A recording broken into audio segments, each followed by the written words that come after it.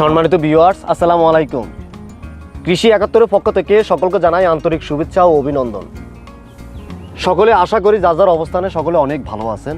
আমিও আপনাদের দয়ায় আলহামদুলিল্লাহ অনেক ভালো আছি। তো আপনাদের কাছে আজ এমন এক ব্যক্তিকে পরিচয় করে দেব যে উনি আগে সরকারি চাকরি করত, তো সরকারি চাকরি ছেড়ে দিয়ে উনি এই ড্রাগন ফলের চাষ করলো। তো আলহামদুলিল্লাহ দেখতেছি ওনার বড় একটা ড্রাগন ফলের বাগান এখন হয়ে গেছে আলহামদুলিল্লাহ। আমাদের এখানে সচরাচরে খুব কম দেখা যায় এই বাগান।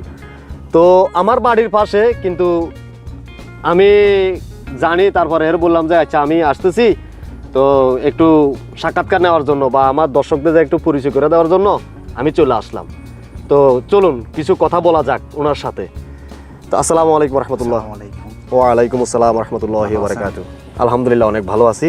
তো আপনার নাম তো হচ্ছে হৃদয় সাহেব, তাই না?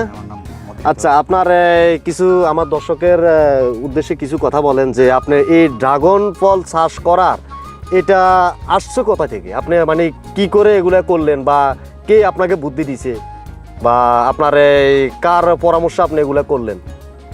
জি, আপনার তো পুরো সুবর্ণচর আপনি কাঁপাইতেছেন, যে অনেকে আসতেছে, দেখলাম অনেক ইউটিউবাররা আসতেছে সুবর্ণচর নোয়াখালীতে। আপনার এত বড় একটা ড্রাগন বাগান এখানে এই এলাকাতে নেই। এটা সুবর্ণচরের মানে প্রথম ড্রাগন ফল বাগান, ঠিক আছে। তো আমি কিন্তু একটা সরকারি চাকরি করতাম। আচ্ছা আচ্ছা, একটা জব ছিল। তো জবে থাকা অবস্থা আমি কিন্তু এই যে নেড়ে আছে না, নেড়ে ঘুরাঘুরি করতেছি, হঠাৎ করে দেখতেছি যেমন ধরেন ড্রাগন ফলের মানে ওটা পাহাড়ি এলাকায় করছিল আর কি। পাহাড়ি এলাকায় একজনের ড্রাগন ফল করলো, কইরা কিছু ভালো ফলন উৎপাদন করতেছে, এমনকি সে ভালোই আর্নিং করতেছে। তো আমিও চিন্তা ভাবনা করলাম, যেহেতু আমাদের এদিকে আমার কিছু জায়গা আছে, বা এটা একটা আগে কিন্তু বসত বাড়ি জায়গা ছিল না, সাবাই ছিল আর কি। তো এটা মোটামুটি উস ছিল। তো বলতেছি আমার এখানেও ড্রাগন ফল ইনশাল্লাহ দিলে হবে। তো নেটের ওখান থেকে আমি ভিডিও ভালোভাবে দেখছি, প্রায় অনেকগুলো ভিডিও দেখলাম। দেখার পর তা আমি চিন্তা করলাম না যে ওখান থেকে আপনার আগ্রহ জমছে যে আপনি কিভাবে এই ড্রাগন ফল করে চাষাবাদ করে আপনি কিভাবে উন্নত করা যায়। হ্যাঁ, ওখান থেকে এসে ইনশাল্লাহ দিলে আমি ড্রাগন ফল করলাম। এখন আমার এই বিশাল এক বাগান আছে। আলহামদুলিল্লাহ দেখতেছি তো ভালোই চলের, এমনকি ভালো ফলন হয়, আলহামদুলিল্লাহ ভালো ফলন হয়। এমনি আপনার যে চাকরি ছেড়ে দিছেন ওইটা হচ্ছে কি, এগুলা কি ইনকাম অনেক ভরপুর নাকি? হ্যাঁ, অবশ্যই অবশ্যই। যেমন ধরো সার্কিট হচ্ছে গিয়ে বেসিক বেতন ১৬-১৭ হাজার টাকা। ১৬-১৭ হাজার টাকা। আর ওটাতে প্যারা বেশি। অন্য দিন থেকে সার্কিট করা কিন্তু আসলে এত বেশি সুখ নেই। হ্যাঁ হ্যাঁ, এখানে আমি নিজের স্বাধীনতা নেই। হ্যাঁ, আমি এখানে 2 ঘন্টা কাজ করতেছি, 2 ঘন্টা নিয়ে রেস্ট করতেছি। ওখানে অন্য দিনে ফেরা নেওয়ার আমি বলতেছি না স্যার, কি আমি করবো না, আমি এসে নিজে চাষাবাদ শুরু করবো। এর পাশাপাশি আর কিছু কৃষিকাজ আছে, আমি অন্যান্য আরো সেক্টর আছে, এগুলো করি। আমি শুধু এটা নিয়ে বসে আছি না, এটা নিয়ে কিন্তু এটা তো ভালো ইনকাম হয় মোটামুটি, এখান থেকেও আমার ভালো প্রফিট আসে। যাক আলহামদুলিল্লাহ। ওখান থেকে শুরু করার পর আজকে আমি এখানে আসছি। তো এখান থেকে আমার লোক দেখা করার জন্য বিভিন্ন দূর দূরান্ত থেকে লোকেরা আসে, এসে কথাবার্তা হয়। আমাদের যে উপজেলা আছে ওরাও আসে, মৎস্য অধিদপ্তর থেকে বা কৃষি অধিদপ্তর যারা আছে এরা আসে, এসে পরামর্শ নেয়। বিভিন্ন স্টুডেন্টরা আসে, এসে চারা সংগ্রহ করে, এমনকি ফল নেই। আলহামদুলিল্লাহ ভালোই আছি, চলতেছে মোটামুটি আমাদের এটা। এখন আমার দর্শকরা যদি আমার এই ভিডিওটা দেখে যদি এখান থেকে যদি চারা নেওয়ার জন্য আগ্রহী হয়, আপনার যদি আসে, আপনি কি দিবেন? অবশ্যই ইনশাল্লাহ। আমার এখান থেকে কিন্তু বিভিন্ন ছাত্ররা চারানের উপজেলা থেকে চারা সংগ্রহ করে। আমি কিছুদিন আগে ২২০ চারা আমার এখান থেকে নেওয়া হয়েছে। তো যারা আগ্রহী তারা অবশ্যই এখানে আসবেন, প্রচুর পরিমাণ চারা আছে। আপনি দেখতেছেন না, এই যে এই নিচে এখান থেকে কাটলে রোপণ করতে পারবেন, সমস্যা নাই, চারাটা হবে। এই যে দেখা যাচ্ছে যে এখান থেকে কাটলে একটা চারা, এই যে উপরে যেটা আছে ওটা একটা চারা, তাই না? হ্যাঁ হ্যাঁ, প্রতি বছর ধরেন এগুলা কেটে ফেলা দেওয়া হয়, যেগুলো এসপার আছে এগুলো হয়। তো যারা চারা সংগ্রহ করবে অবশ্যই আমার থেকে নিতে পারে, সমস্যা নাই।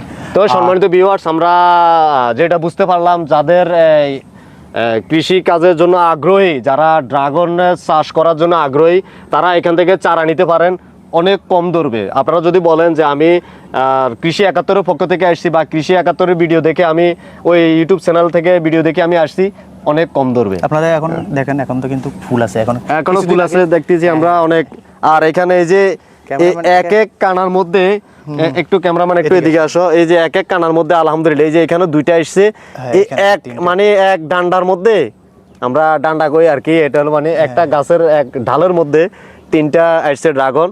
তো এগুলো আমার মনে হয় আর 15-20 দিনের মধ্যে পাকবে। হ্যাঁ পাকবে, 15-20 দিন লাগবে। কিছুদিন আগে শেষ হয়ে গেছে লালগুলো যেগুলো হ্যাঁ, পাকা ছিল হ্যাঁ, ওগুলো। দেখলাম তো এই যে আর এই যে এগুলো কিন্তু লাল ইট চলে এসে এগুলো লাল হয়ে গেলে ফাঁকি যাবে। হ্যাঁ এ আবার ফুলও আছে এদিকে এগুলো। তো আমি তো চাইতেছি যে বাগান থেকে একটা পাকা ড্রাগন ফল খাবো, তো খাওয়ার আগে সব বিক্রি হয়ে গেছে। না না, আর কিছুদিন আগে যাই হোক আলহামদুলিল্লাহ। আর এখানে দেখতেছি যে একটা আঙ্গুর গাছ, এই যে হ্যাঁ, হ্যাঁ, ওখানে এই আঙ্গুর গাছ এটা লাগাইছেন, এটা তো আঙ্গুর তো মনে হয় আবার ধরে নাই। হ্যাঁ ফুল আসছে হবে, ফুল এগুলো আরো পরে ধরবো আর কি, বুঝছেন এগুলো বুঝছি। আচ্ছা যাই হোক আলহামদুলিল্লাহ। এই যে আমার দর্শকরা একটু এই আর আঙ্গুর ফলগুলো একটু দেখাই দিই। অনেক ফুল এসছে, প্রচুর পরিমাণে ফুল এসছে আলহামদুলিল্লাহ। তবে এগুলো এখন যে পরিমাণে ফুল এসছে এই যে এই আঙ্গুর ফলে, নিচে আছে, নিচে আছে। হ্যাঁ এইগুলো ফুল এসছে, এই যে এগুলো সব এই যে ফুল এসছে। তবে যত ফুল দেখা যায় আমার মনে হয় এত ধরবে না, ধরবে না, এখান থেকে জাত করতে হবে। যেমন ধরো যখন ফুলগুলো আসবে ঠিক আছে, হ্যাঁ, হ্যাঁ। তখন থেকে এখান থেকে কিছু ফুল কেটতে হবে, মানে যেগুলো আছে এগুলো কাটি ফাড়া দিতে হবে আর কি।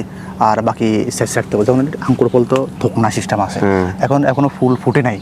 যখন ফুটবে তখন করা আসবে, তখন আস্তে আস্তে এগুলো জাত করতে হবে। বুঝছি। তো সম্মানিত ভিউয়ার্স, উনি বুঝাতে চাচ্ছে আর কি, এগুলা যে ওই যে জোপা সিস্টেম ধরে না, যে এক এক জোপাতে অনেকগুলা ধরে, তো এত ভর করতে পারে না গাছের, এর কারণে কিছু কিছু কেটে দিতে হয়। তো আমরা নেক্সট ভিডিওতে দেখাবো যে কিভাবে কাটতে হয়, কি আসে বিষয়। তো আমরা এই কৃষকটা, যেহেতু আমার বাড়ির পাশে কৃষক, তো দেখানোর জন্য চেষ্টা করবে ইনশাল্লাহ। তো আর আমরা দেখাচ্ছি এই যে এখানে যে ড্রাগনের যে ফুলটা আসছে, হ্যাঁ এই যে ড্রাগনের যে ফুলটা আসছে, এই ফুলটা কি এখানে ধরবো না? এইখানে তো ধরার কথা না? হ্যাঁ এটা নিশ্চয়ই ধরবে। এটা যেমন ধরো এটা ঝরে যাবো না? এটা কিন্তু ও, অনেক আচ্ছা, বড় আচ্ছা। হয়, অনেক বড় হয়ে ফুটে।